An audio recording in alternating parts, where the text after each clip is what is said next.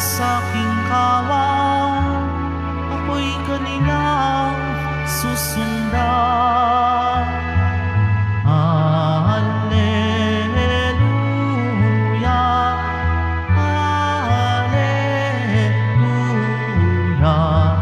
Alleluia, Alleluia.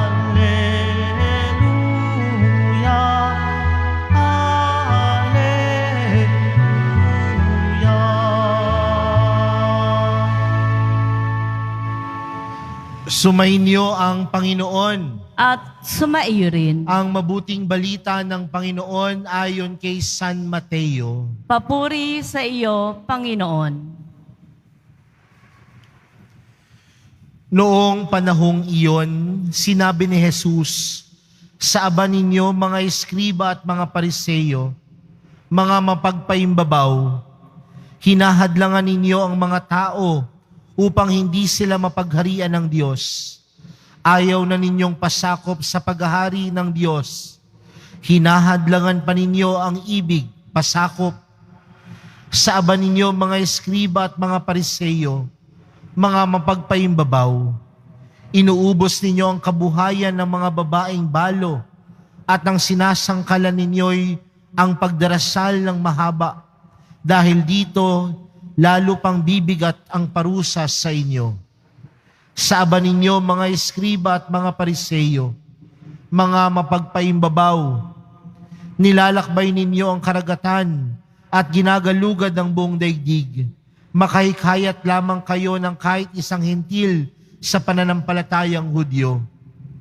At kung mahikayat na'y ginagawa ninyong masahol pa kaysa inyo, kaya't nagiging iba yung dahilan para siya'y parusahan sa impyerno. Sa aba ninyo mga bulag na taga-akay, itinuturing ninyo na kung ipanumpa nino man ng templo, walang anuman ito. Ngunit kung ang ipanumpa ang mga ginto ng templo, dapat niyang tuparin ang kanyang sumpa. Mga bulag, mga hangal, alin ang mas mahalaga, ang ginto o ang templong nagpapabanal sa ginto? Sinasabi rin ninyo na kung ipanumpa nino man ang dambana, walang anuman ito. Ngunit kung ipanumpa ay ang handog ng nasa dambana, dapat niyang tupdin ang kanyang sumpa. Mga bulag, alin ba ang mas mahalaga, ang handog o ang dambanang nagpapabanal sa handog? Kaya nga, kapag ipananumpa nino man ang dambana, ipinanunumpa niyan iyon at ang lahat ng handog na naroon. Kapag ipinanumpa nino man ang templo, ipinanunumpa niya iyon at ang tumatahan doon. At kapag ipinanumpa nino man ang langit, ipinanunumpa niya ang trono ng Diyos at ang nakaluklok doon. Mga kapatid, ang mabuting balita ng Panginoon. Pinupuri ka namin, Panginoong Heso Kristo. Magsiupo muna po tayo muli. Magandang tanghali po sa inyong lahat. Ang tanghali po, Father. Kung napakinggan ho natin ng maigi ang ating ebanghelyo para sa araw na ito, tila mapapansin natin na parang galit ang Panginoon. At saan siya nagagalit? Dahil tinutuligsan niya ang mga pariseyo at mga eskriba. Sino po ba itong mga pariseyo at mga eskriba?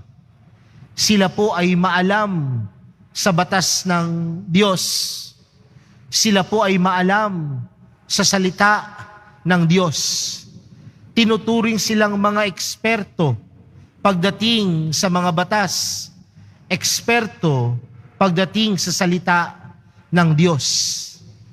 Ngunit bakit sila tinutuligsa ng Panginoon? Dahil sa halip na sila mismo ang maglapit sa tao, palapit sa Diyos, pinapahirapan pa nila ito. Marami pa silang hinihining mga bagay na hindi naman makabuluhan. Marami silang hinihinging bagay na nagpapabigat sa buhay pananampalataya ng mga tao noon. At bakit ho patuloy ang pahayag ng Panginoon? Bakit ho patuloy siyang tumutuligsa sa mga Pariseo at mga Eskriba? Dahil hindi nakikita ng mga tao, hindi nakikita ni Jesus na isinasabuhay ang salita ng Diyos. Sila mismong may alam, sila mismong tinaguri ang eksperto, sila mismo ang unang sumusuway. Mga kapatid, ang pananampalataya ang magdadala sa atin upang mas makilala ang Panginoon. Sa mga pagkakataon na tayo ay nag-aaral patungkol sa batas ng Diyos, sa batas ng simbahan, sa salita ng Diyos, yan din ang mga pagkakataon na dapat tayo ay napapalapit sa Panginoon.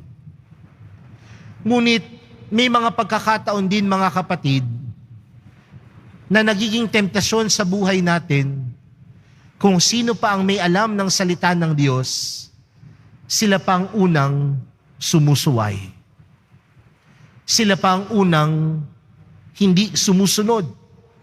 Sila pa mismo ang hindi umaayon. Kaya mga kapatid, marahil ipinapaalala sa atin ng Panginoong Hesus sa araw na ito na ang salita ng Diyos hindi lamang isang konsepto. Ang salita ng Diyos hindi lamang isang pananaw. Ang salita ng Diyos hindi lamang isang babasahin, kundi dapat ang salita ng Diyos isang karakter sa buhay natin bilang mananampalataya. At bakit natin sinasabing isang karakter? Dahil dapat ang salita ng Diyos isinasabuhay. Ang salita ng Diyos namumutawi sa ating pag-uugali, namumutawi sa ating pagkilos.